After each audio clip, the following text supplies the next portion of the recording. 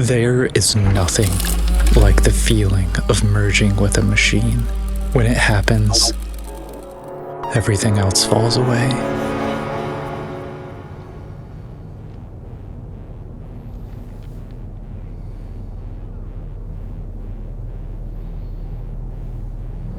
You stop thinking about settings. You stop fighting the tool. The camera disappears, and what you see in your eyes and what you see in your mind finally line up. That's flow. And when you find it, the camera stops being an object. It becomes an extension of how you see. The Fuji X-E5 is one such camera.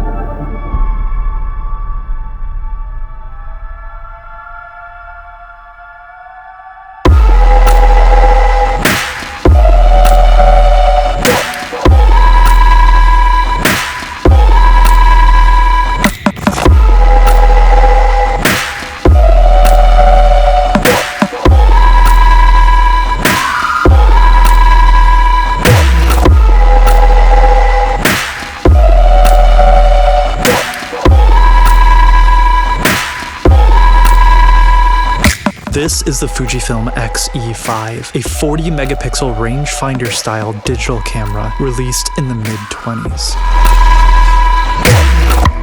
When it first appeared, it felt a little redundant. At the time, the X Pro line already existed, and on paper, this looked like overlap. But over time, that impression changed. The more I used it, the clearer its role became. This was the moment Fujifilm's design language finally settled. Not through dramatic redesign, but through refinement. The X-E5 felt small, sharp, deliberate. The edges were crisply machined. The body felt modern in a way the previous generations didn't. A decade of design cues inevitably distilled into a single form.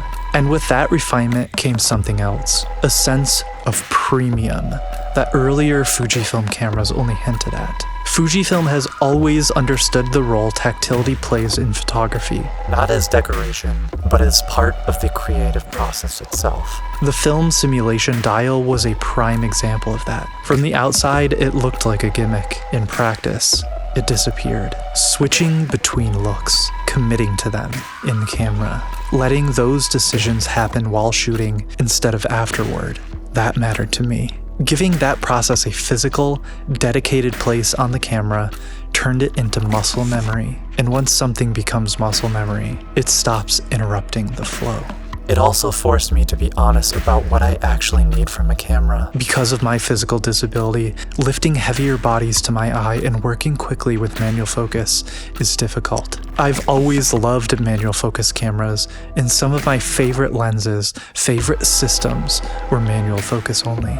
But when it came time to actually make images, autofocus was where I came alive. No barriers, no negotiation with the tool, just intent and response. And with this camera, that connection happened immediately.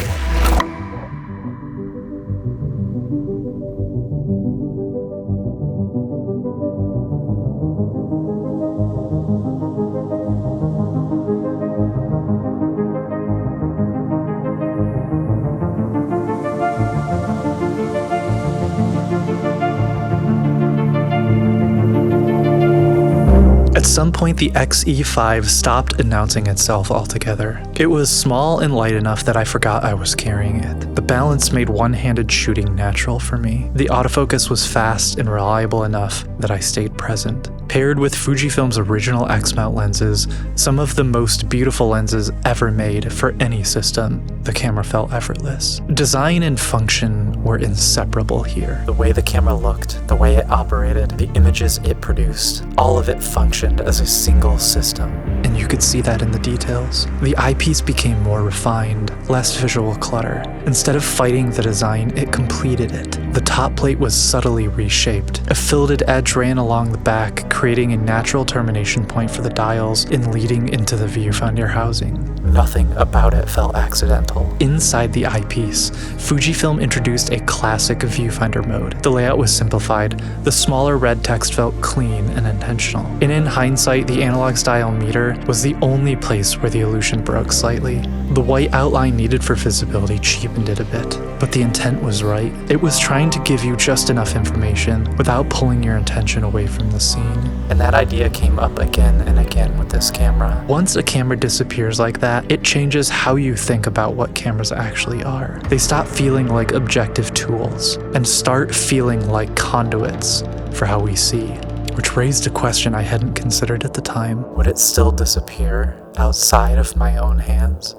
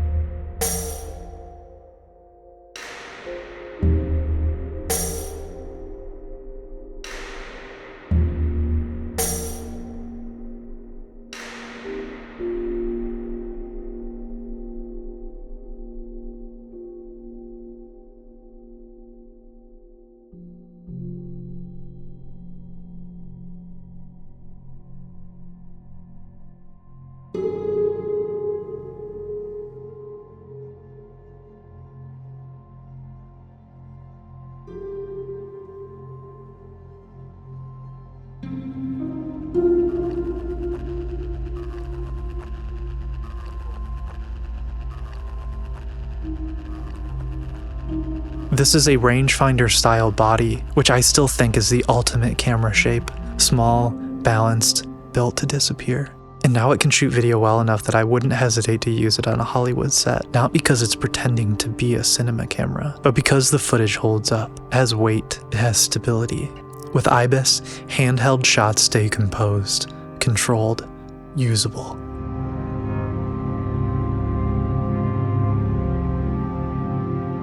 The important part is how effortless it is. You could be shooting stills, see something move, and switch to video without changing how you think. No rig, no setup, no mental shift.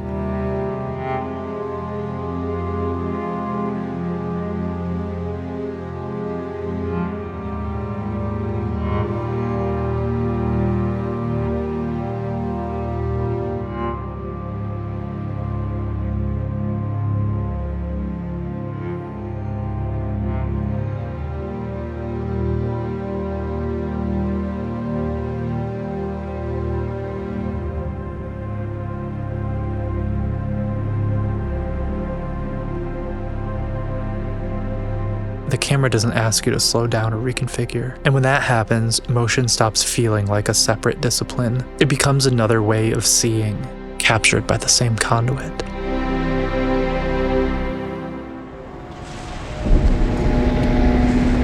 At the time, I didn't think much about why this camera felt different. I just knew it stopped getting in the way. But looking back, I think that was the clue. Cameras are often described as objective tools, machines that faithfully record what's in front of them. Those are not the types of tools I look for. That was never how this one felt. The images didn't look neutral. They looked like me.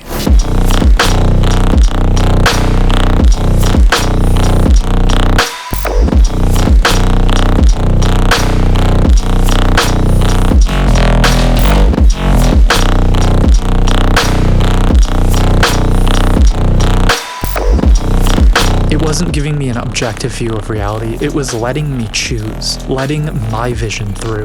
That's when it all started to make sense. Vision doesn't originate in the camera, it originates in the mind. The camera is just the conduit. And when the conduit is wrong, vision degrades. It fragments. It gets negotiated away. When it's right, it disappears. Flow isn't just a mood. It's what happens when resistance is removed. Color was a big part of why this camera worked for me, not because it was accurate, but because it was confident. Fujifilm's color has always felt like a finished image I would make, even before touching a file. No other camera brand even comes close. It's like they're not even playing the same game. When the image feels right in camera, you shoot differently. You commit faster, and you trust your instincts. The film simulations weren't trying to be neutral, they were trying to feel right. And for me, that meant starting with an image that already leaned in a direction, and then shaping it from there. That's how I've always worked. What mattered to me wasn't purity, not natural colors, it was intention. Over time, that approach turned into my Lightroom preset packs, not as filters, but as a continuation of the same idea. A way to take what I see in my head and finish the translation. Go to gxace.com to get yours. But when a camera gives you a starting point you trust, the rest becomes frictionless. That's when interpretation becomes visible, and once it's visible, it can be tested, which led to a question I didn't have at the time, but now I can't ignore. If this camera could disappear from me, what would happen if it passed through another mind?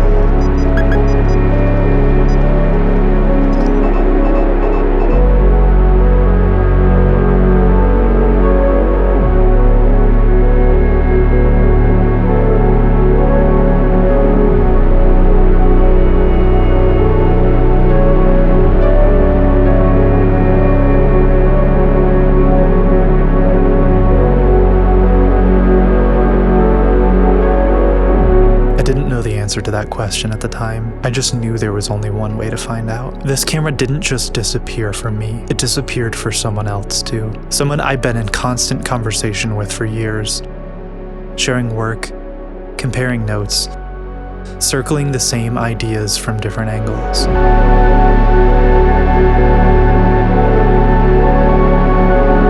We've never actually met in person. We live on opposite sides of the country, and somehow that never really mattered.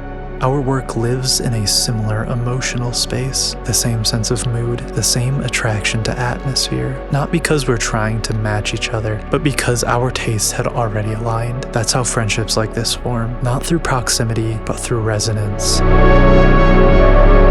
We use the camera differently, we point it at different things, we linger on different moments, but the underlying instinct is the same, and this camera made room for that. It doesn't average our voices out, it doesn't impose a look, it just lets the work come through, the same conduit, but two different internal worlds. This camera traveled with Ash through Korea and Japan. Later it traveled with me through Hong Kong and China. We've never stood in one another's presence, but the camera has.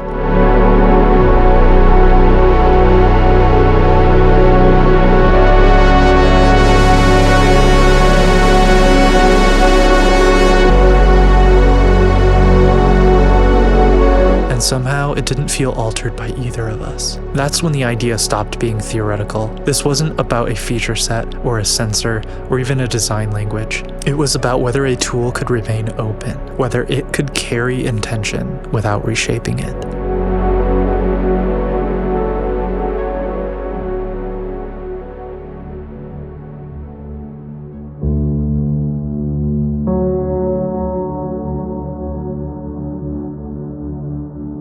This camera has its own history now, not because it's rare or technically special, but because it passed through two lives without resisting either one. It moved between places, between cities and continents, between ways of seeing.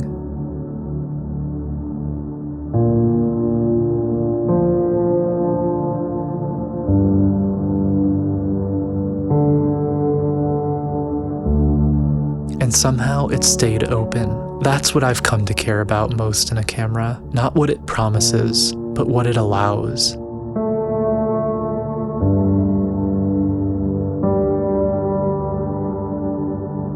This one never tried to define the work. It never tried to correct it. It didn't ask to be interpreted. It just listened.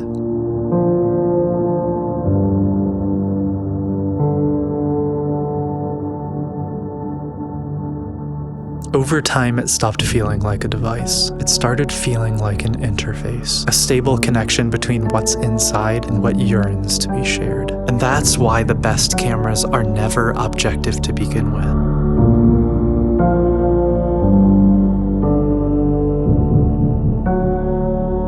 They don't create vision, they channel it. And when the conduit is right, distance stops mattering. Difference stops being friction. All that's left is expression. This was one such camera.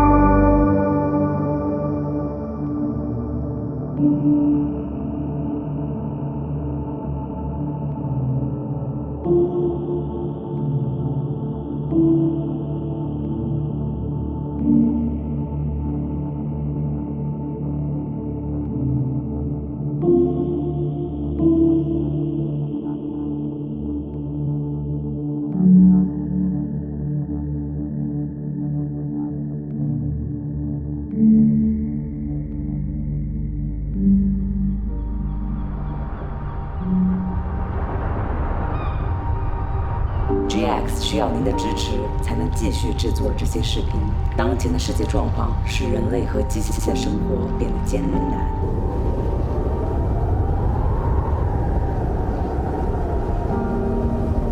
Como todos saben, después de la crisis mundial de los chips a principios de los años 20, la humanidad enfrentó algunos de los desafíos más difíciles hasta el momento.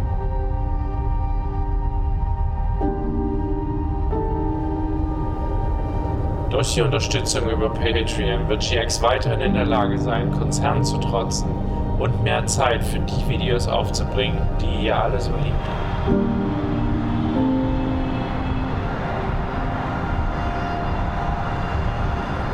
Los patrons tendrán acceso a contenido exclusivo detrás de las cámaras, grabaciones en vivo, un servidor Discord. 每集的演示表中将有您的名字。 Printy Rohu, agus na GX Lightroom preset packs is Danny ar fáil le high patrons. Míle buenas. Gracias. 谢谢大家。 Gracias a todos. Vielen Dank für eure Aufmerksamkeit und Unterstützung.